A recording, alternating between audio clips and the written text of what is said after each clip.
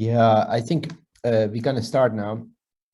Dear stakeholders, today, 31st of May, 2022, Auriant Mining company presents the Q1 interim results, January to March. My name is Danilo Lange. I'm the CEO. I'm accompanied by my colleagues, CFO Vladimir Voroshkin and Piotr Kustikov, our COO. Quickly, we are going the normal technical Zoom information. As you know, we keep you muted and you have the possibilities to question through the chat facility. Before I say 2 words about our agenda today and we go to business is not as usual. As we all understand, we live in very uncertain times, and we are managing at the moment business from day to day rather than from month to month or quarter to quarter.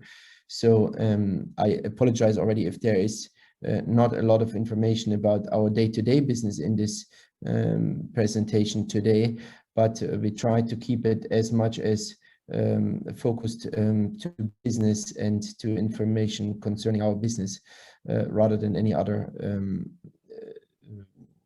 components of the situation happening right now in the world. So let's go to the agenda right now. Piotr Kustikov will present the production KPIs, followed by the sales update and the financials from Vladimir, and I will then at the end give a short outlook on where we stand today and what we can expect for the other months of that year.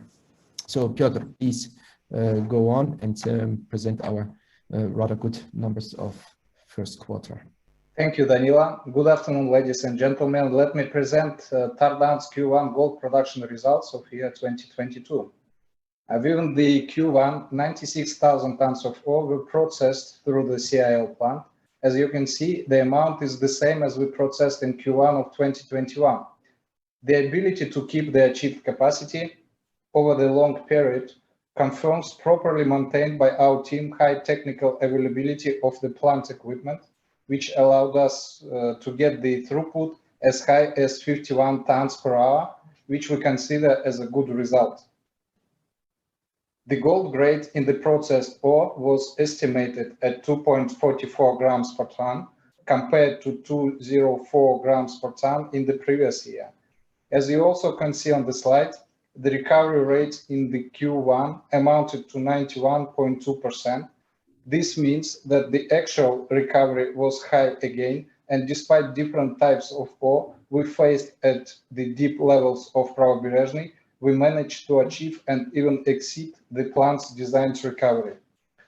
The high capacity coupling with the high recovery resulted to 217 kilograms of gold produced in Q1 of 2022. Please note that the 217 kilograms reported is the gold amount which was smelted at Tardan. And talking about refined gold, we did 207 kilograms in this quarter, and both mentioned indicators were in line with our production plan. Now, in regards to our set KPIs, I would like to emphasize again that we tend to catch up with the waste stripping at Tardan deposit, providing an access to the ore bodies, which then will be our main source for further feeding of the CIL plant. The reason of postponing the waste stripping at Tardan was reported before. For those who are not aware of it, let me repeat it again. There was the license restriction imposed on Tardan deposit in 2020, which was successfully cleared by end of the year. This gave us the possibility to start stripping in 2021. The fact that we didn't mine waste at Tardan in 2020, of course, affected our waste stripping activity to be more intensive from 2021 till 2024.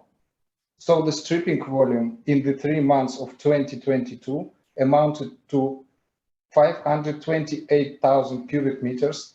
That is 28% higher than in 2021, but it's exactly in line with our production plan.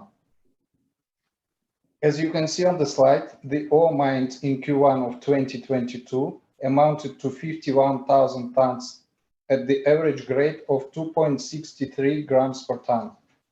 And as I mentioned, despite we faced some different types of ore at deep levels of Pravobережный, we did manage well our processing side of things to be able to exceed the plant's designed recovery rate we targeted. So in general, about our CIL plant output, 96,000 tons of ore were processed through the CIL plant at the higher recovery rate of 91.2%. As a result, we fully achieved our production targets with the total hard raw gold production in Q1 of 2022 amounted to 217 kilograms.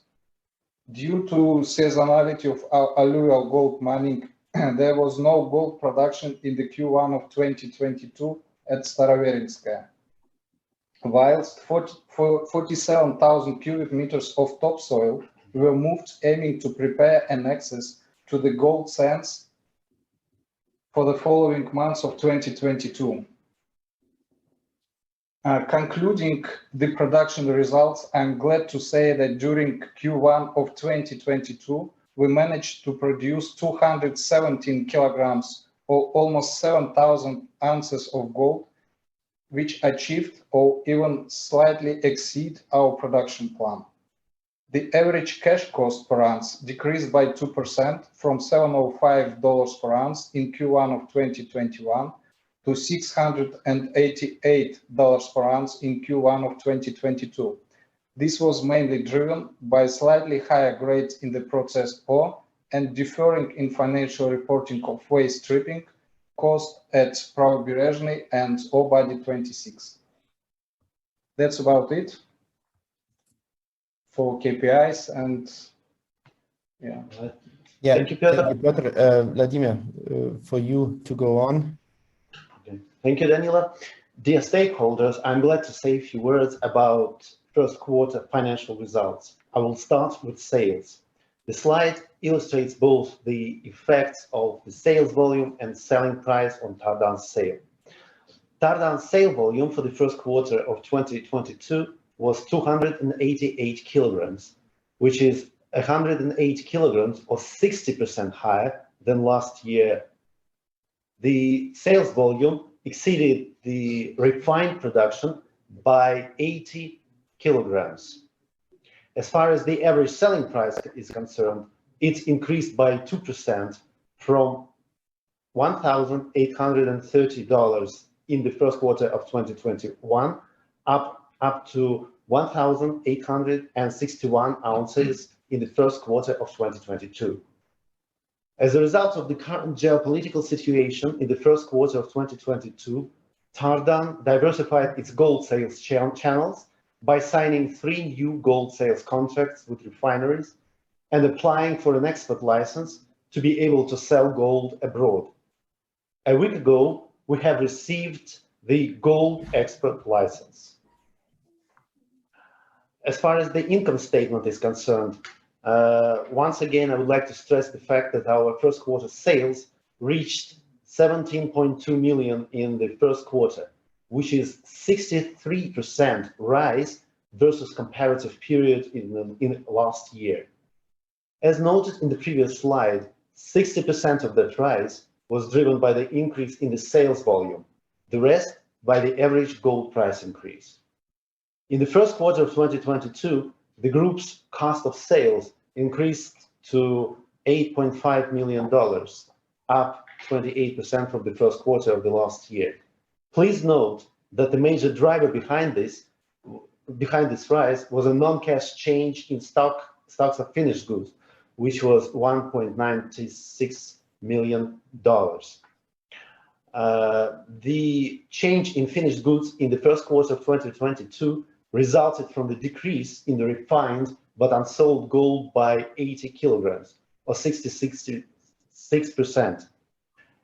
On the 31st of March 2022, our stocks of finished goods were 42.4 kilograms, while on the 31st of December, they amounted to 123 kilograms. As far as cash operating expenses are concerned, they increased by 12%. The increase is mainly driven by higher volumes of stripping works and rise in prices for mining contractors, materials, spare parts, and fuel. The high stripping volumes at Pravoberezhny and All Body 26 resulted in the increase in the stripping asset, which had a positive effect of $1.2 million in the income statement. In the reporting period, a 15% devaluation of the Russian ruble against the dollar had a positive effect on the group's margin by decreasing the US dollar value of its ruble-denominated costs.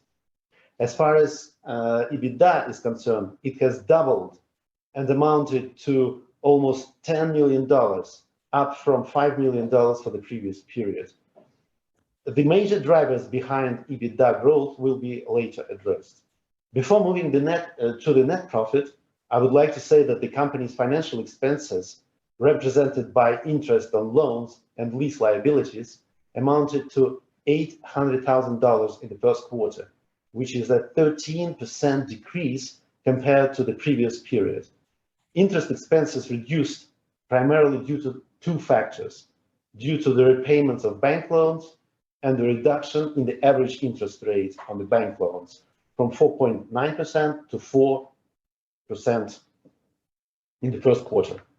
The group recognized net profit of $4.7 million, which is almost 3 times as much as compared to $1.7 million in the first quarter last year. If we move to the next slide, it clearly demonstrates major drivers that has already been set out. They are volume effect, accounts for $6.4 million because of higher selling volumes, and the change in work in progress, which was $1.9 million. It was offset by the increase in stripping assets as a result of a larger volume of stripping works. The change in work in progress was primarily driven by the decrease in refined but unsold gold by 80 kilograms. As far as the consolidated cash flow statement is concerned, as a result of higher sales, our net cash flow generated from operating activities increased by $4.6 million, or 100% versus the previous period, and amounted to $9.1 million, while in the previous year it was twice as less, only $4.5 million. As already noted, the driving factor was increase in selling volumes. Our positive cash flows and strong financial position enabled us to decrease our debt even further. We repaid 3.1 million principals in our bank loans. We also repaid $1.1 million in principal amount and interest to KFM. And we also reduced our interest payments by $200,000 and lease payments by the same amount, $200,000. Yeah, thank you, Vladimir. I would like to add a few words that this was, of course, an exceptional first quarter, and it's very unlikely that we will have a second quarter like this, because the situation stays as uncertain as it is, and risk management is very difficult to predict where we're going to go, but we're going to focus definitely on doing business as usual as much as this is possible, yeah, and stay flexible and responsive at the same time to daily changes, and make appropriate business decisions. So these outlooks here are under this premise of what I just mentioned. So let me quickly go through them, that we stay within our production forecast, if nothing else hinders us to do that. But technically, that is what we aim for, in between 800 and 830 kilograms over the year. We also will continue to strip in Tardan. We are actually inside the plan and also continue to be so. So that is actually quite good, working together with a outsourced company as well as with our own resources. Very soon after we will stop Bravo Beration Air deposit. We will, of course, also continue to increase the quality of the life of mine and the Sangdian life of mine in Tardan. That's why we continue to do exploring this year. I think we're going to start approximately next month once the soil has dried enough for us to go to Beysut area. So all inside the plan as well. Concerning Karabadir, nothing has been changed from the last year's positive support from the government side. Of course, this may also be reconsidered and changed, but at the moment we have no other such news, so we continue to be positive about that funding of electricity line which we need over there. The company diversifies in gold sales channels. I think that was one of the reactions we have taken immediately, and some immediate measures and steps in regards to the macroeconomic changes and the happenings end of February, beginning of March. At the same time, to receive a gold export license, as Vladimir already mentioned, we have received it, so we are up from now officially allowed to do that. We will explore that further and also give you more information about that, how this is working, since we are also stepping onto new land there. And last but not least, these new 3 signed sales contracts with refinery plans gives us just the possibility to accurately measure where we get the best price of gold sales, as at the moment we are selling gold approximately between 2 to 3% below London fix, as we are basically cut off the market. So, dear stakeholders, I hope we gave you a good overview of the first quarter and also some good outlook for the next quarters to come. If you have any questions, please write them down in the chat facility and we will be able to answer them to you, I hope. Here's the first question. Why did you feel the need for the possible loan from the Go Mobile, considering current good results?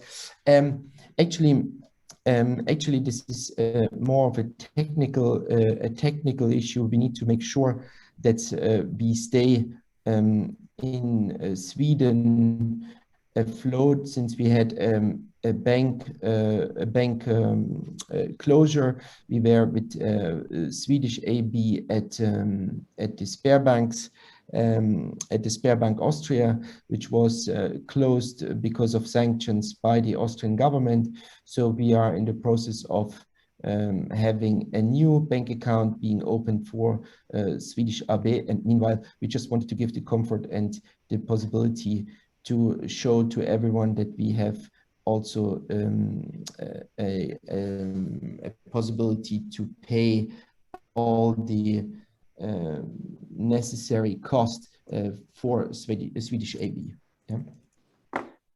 It's the end of May now. Can you tell how things are going at Starowiejska? Do you plan or above or below plan? Actually, in Starowiejska, we have, as Piotr mentioned, started well in time to take off the overburden and to reach descents. So I think we are well making progress. And Daniela, yes. And for now, let's say for now we can update that we reached the gold sands last week, and we expect to get the first gold, let's say in June, something like that. So in general, yes, we are in line with our targets. No, we are definitely confident that we are in line with the target there. Yeah. I have been myself in Chita just 4 weeks ago and discussing with the local team. So I think it seems rather all in line. There's a third question here. Are you expecting the gold trade to stay higher than previously thought? Well, if I would have a crystal ball, I could tell you. Honestly, we don't want to make such predictions. Gold price and ruble exchange rate with the dollar go hand in hand. So it's at the moment it seems like all as a roller coaster. So we try to manage the in-betweens. Can you tell us a bit about how things are different now given the geopolitical situations? Are you able to operate more or less as normal, and or are there notable differences? At the moment, we try to operate as much as possible in the normal boundaries as we have done before.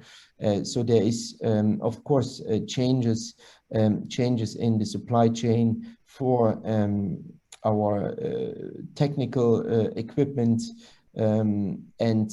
Yes, this has impacted, but it hasn't negatively impacted. So we are sourcing through different channels, and at the moment we haven't seen any hindrance in our production. Yeah, but this might change any day, because sanctions and sanction packages of different sizes and value are imposed every week right now. Is the power in the process for KB? Is the power line process for KB a block? Or are you in the discussions with the government? No, we are in the discussions with the government, and also the local government where we have our factory in the Tuva region is also waiting for this electricity line. As I mentioned earlier, it is not just our need and our electricity need, it's the need of the whole region and the whole city capital of this region. So we strongly believe that there is a completely different need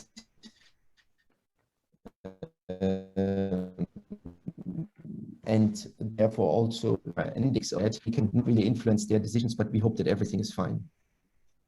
Well, last meeting was 2 weeks ago with the government, with yes. It was a video conference, and we were involved, and yeah, we discussed. So the answer, we didn't get any negative answer. We still, the government's still working on the financing side of things, and yeah, we are still hopeful.